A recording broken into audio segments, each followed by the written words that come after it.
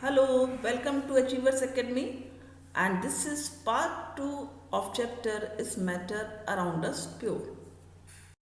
इसमें हम पढ़ने वाले हैं comparison between true solution, colloidal solutions and suspension. तो सबसे पहले हम देखेंगे कि बेसिकली ये होते क्या हैं। ट्रू सॉल्यूशन को हम यदि डिफाइन करेंगे तो कैसे करेंगे, क्या होते हैं ट्रू सॉल्यूशन, कोलाइडल सॉल्यूशंस क्या होते हैं और सस्पेंशन क्या होते हैं, राइट। हमें मालूम है मिक्सचर दो तरह के बनते हैं। कुछ मिक्सचर्स होते हैं जिसमें बाउंड्रीज क्लियरली विजिबल होती हैं, कुछ मिक्सचर्स होते हैं जिसमें कि बाउंड्रीज क्लियरली विजिबल नहीं होती हैं। जिसमें बाउंड्रीज विजिबल नहीं होती हैं उसको हम रखते हैं कैटेगरी में ट्रू सॉल्यूशंस की, राइट। और जिसमें बाउंड्रीज विजिबल होती हैं उसको हम रखते हैं कैटेगरीज में सस्पेंशन की। अब हम जब बात करते हैं कोलाइडल सॉल्यूशन की, तो कोलाइडल सॉल्यूशन एक इस तरह का सॉल्यूशन होता है जिसमें बाउंड्रीज तो विजिबल नहीं है, बट ये भी आता है in the category of heterogeneous solution, जिसमें कि आपका सस्पेंशन आता है, राइट। तो ये भी आपका हेट्रोजीनियस सॉल्यूशन होता है और सस्पेंशन भी आपका हेट्रोजीनियस सॉल्यूशन होता है, राइट। और ये आपका होमोजीनियस सॉल्यूशन होता है। तो डेफिनेशन कैसे लिखेंगे हम?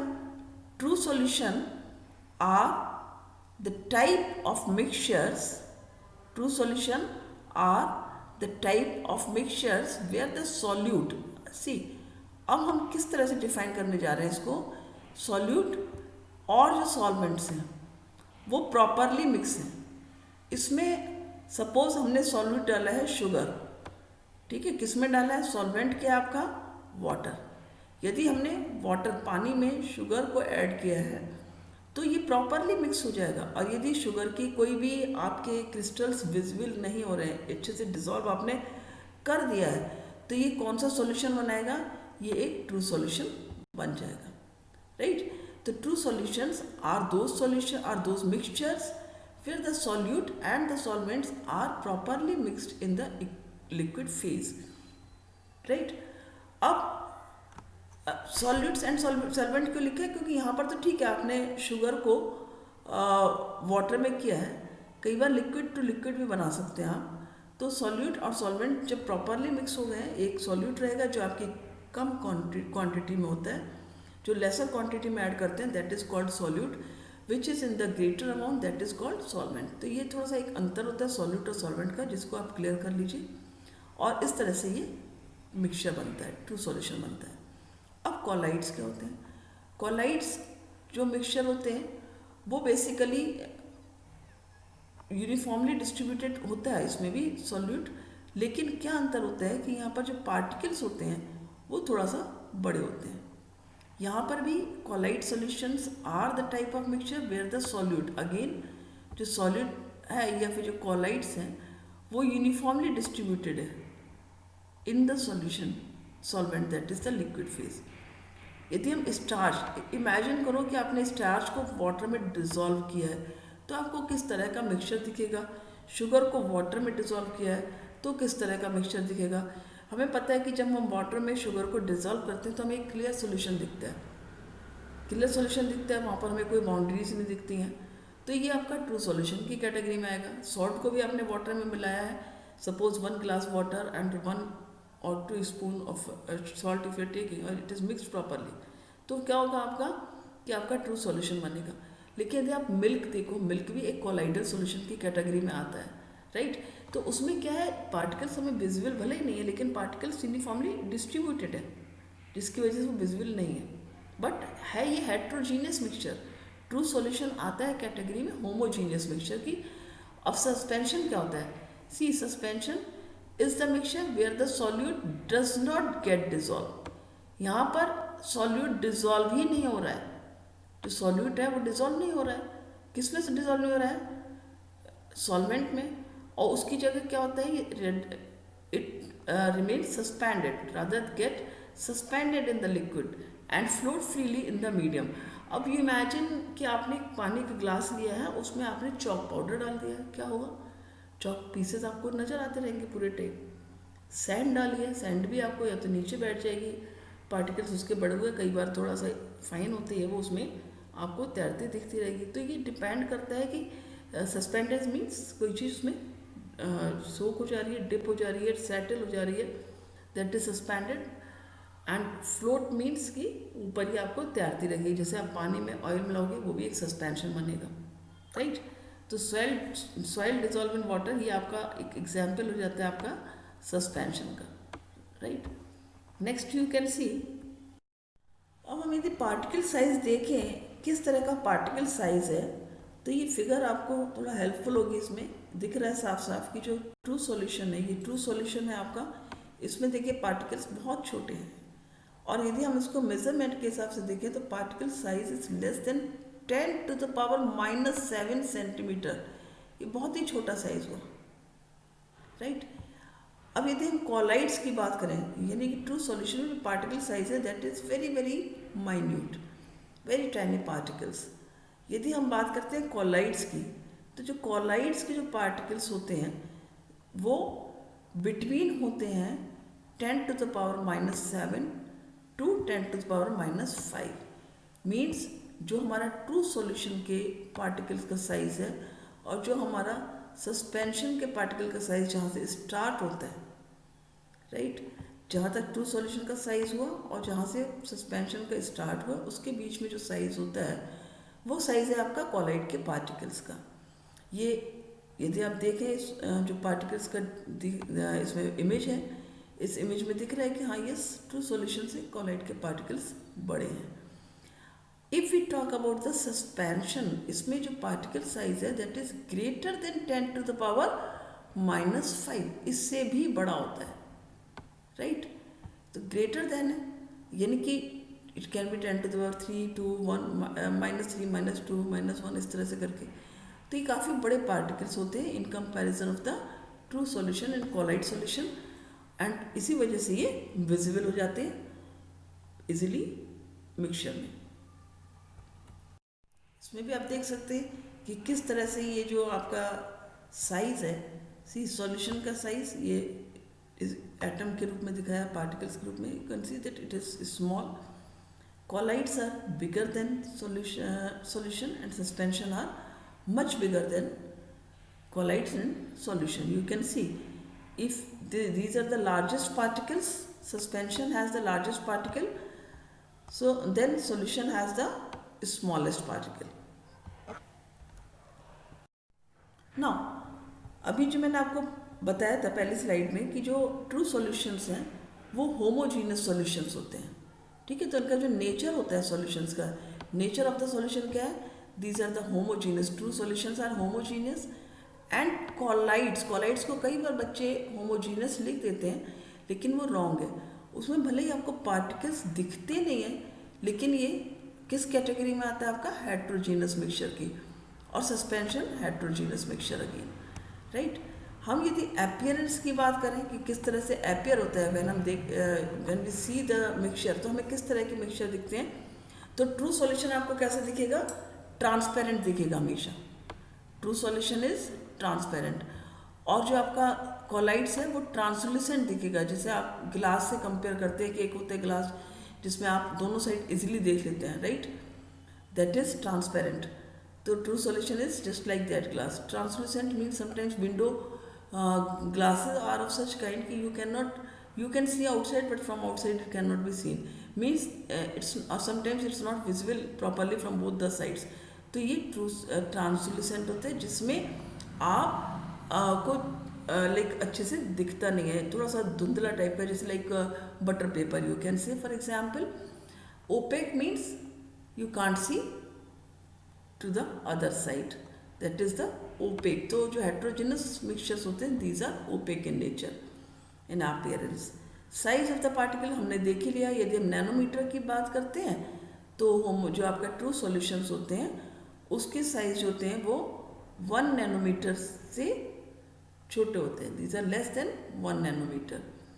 और जो आपके पार्टिकल्स कॉलाइड्स के होते हैं these ranges in between 1 nanometre to 1000 nanometre. See and heterogeneous mixture के जो पार्टिकल साइज है वो 1000 नैनोमीटर से बड़े होते हैं। if we see that whether the diffusion of solution through the parchment paper takes place or not, तो जो particles होते हैं जो ट्रू सॉल्यूशन या फिर आप कोलाइडल सॉल्यूशन सस्पेंशन है, इनको जब आप यदि सपोज आप पार्चमेंट पेपर के थ्रू इनको फिल्टर कर रहे हैं या पास कर रहे हैं, तो क्या होगा, ट्रू सॉल्यूशन सिंपल और स्मूथ होता है और simply it will pass easily through the parchment paper as well as filter paper, ये दोनों के थ्रू जो है वो पास हो जाएगा। पार्चमेंट पेपर के थ्रू भी पास हो जाएगा और यदि आप फिल्टर पेपर से इसको फिल्टर कर रहे हैं तो अभी, क्योंकि इसमें पार्टिकल साइज बिल्कुल आप इमेजिन कर सकते हैं कि it is less than 1 nanometre, means बहुत ही माइन्यूट साइज होता है। और जो पार्टिकल कोलाइड्स के होते हैं दे डू नॉट डिफ्यूज और पास थ्रू पार्चमेंट पेपर, ये डिफ्यूज़ नहीं होते हैं, इसके डिफ्यूज़ हो जाते हैं ट्रू सॉल्यूशन के, इसके डिफ्यूज़ नहीं होते कोलाइड्स के, लेकिन ये पार्चमेंट पेपर के थ्रू तो पास कर जाते हैं। बट इफ़ पार्चमेंट पेपर के थ्रू पास नहीं होते हैं, बट यदि आप इसको फिल्टर पेपर के थ्रू पास करेंगे तो ये इजीली पास आउट हो जाते हैं। मीन्स फिल्टर पेपर से पास कर जाते हैं। इससे क्या दिख रहा है कि yes the particle size is in between of true solution and suspension, right, क्योंकि सस्पेंशन के जो पार्टिकल हैं वो पार्चमेंट पेपर और फिल्टर पेपर दोनों से पास हो गए, इसके पार्चमेंट पेपर फिल्टर पेपर से दोनों से पास नहीं हुए, इसके एक से पास हो जा रहे हैं, मतलब कहीं ना कहीं इसके पार्टिकल्स का साइज, बीच का साइज हुआ in between the true solution and suspension. अब हम यदि देखते हैं कि सेडिमेंट करते हैं नहीं करते हैं इनके पार्टिकल्स, तो आपको पता है कि ट्रू सॉल्यूशन यदि हमने शुगर को वाटर में किया, अब आप उसको 1 घंटा भी रखकर रहने देंगे तो क्या शुगर डिजॉल्व सेटल हो जाएगी? वहाँ पर नहीं होगी। तो these particles will not sediment, will not settle down at the bottom. Colloids के पार्टिकल भी सेडिमेंट नहीं होते हैं, they will also not settle at the bottom. But यदि हम सस्पेंशन की बात करते हैं तो जनरली सेटल डाउन हो जाते हैं, सेडिमेंट बन जाते हैं इसके, राइट। अब हम विजिबिलिटी की बात करें पार्टिकल्स की, कि हमें नेकेड आइट से पार्टिकल्स विजिबल है या नहीं है, मिक्सचर में क्या हमने डिजॉल्व किया है वो हमें विजिबल हो रहा है या नहीं हो रहा है नेकेड आई से। हम अभी माइक्रोस्कोप की बात यदि नहीं करते हैं तो नेकेड आई से जो हमारे पार्टिकल्स हैं ट्रू सॉल्यूशन में विजिबल नहीं होते हैं। ट्रू सॉल्यूशन में पार्टिकल्स विजिबल नहीं होते हैं through the naked eye, these are invisible through the naked eye, हम नेकेड आई से नहीं देख सकते हैं। यदि हम कोलाइड सॉल्यूशंस की बात करते हैं तो कोलाइडल सॉल्यूशन में विजिबल होते हैं इलेक्ट्रॉन माइक्रोस्कोप के थ्रू, लेकिन नेकेड आई से यहाँ भी विजिबल नहीं होते हैं, राइट। और जो आपका सस्पेंशन होता है, सस्पेंशन में जब नेकेड आई से विजिबल है तो इलेक्ट्रॉन माइक्रोस्कोप से तो विजिबल हो ही जाएंगे, क्लियर है, राइट। तो हमने विजिबिलिटी देख ली पार्टिकल्स की, सीधी सी बात है कि जो बहुत ही ज़्यादा छोटी है वो नहीं दिखाई देगी और कोई बड़ी चीज़ें दिखाई देगी। तो इससे पता लग रहा है कि जो पार्टिकल्स बड़े होते हैं सस्पेंशन के, तो हम इजीली देख सकते हैं उसको इवन विद द नेकेड आई। अब हम टिंडल इफेक्ट की बात करते हैं। टिंडल इफेक्ट क्या होता है? टिंडल इफेक्ट एक इफेक्ट होता है जिसमें लाइट स्कैटर होती है, जैसे लाइट फॉल हुई उसके बाद में ये स्कैटर हो जाएगी इस तरह से करके, ठीक है, और हम उस लाइट को देख सकते हैं। इसका एक बहुत अच्छा एग्जाम्पल होता है कि जैसे आपने यदि कोई विंडो ओपन की हुई है, रूम में डार्क है आपके, लेकिन आपने एक विंडो थोड़ी सी ओपन की है और वहाँ से सनलाइट की बीम आ रही है, तो जो सनलाइट की बीम आ रही है उसमें आपको क्या दिख जाते हैं? उसमें आपका जो पार्टिकल्स होते हैं वो दिखते हैं ब्राउन में मूवमेंट करते हुए dust particles.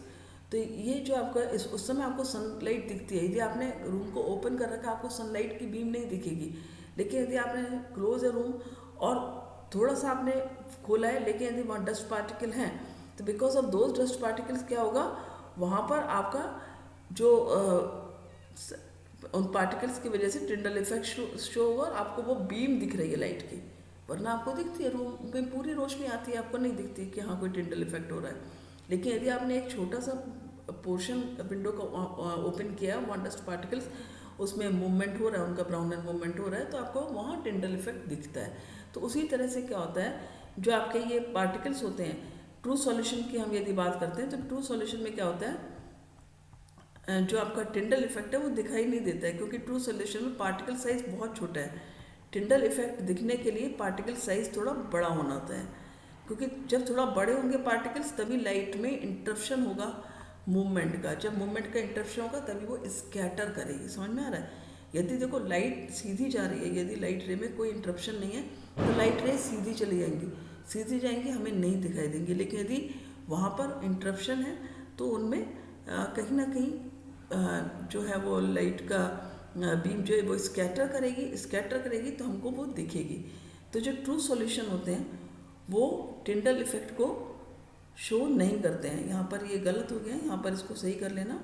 It is does not show, right? तो they do not show the Tyndall effect, right? यहाँ थोड़ा सा मिस्टेक हो गई, इसको कर लेना डज नॉट।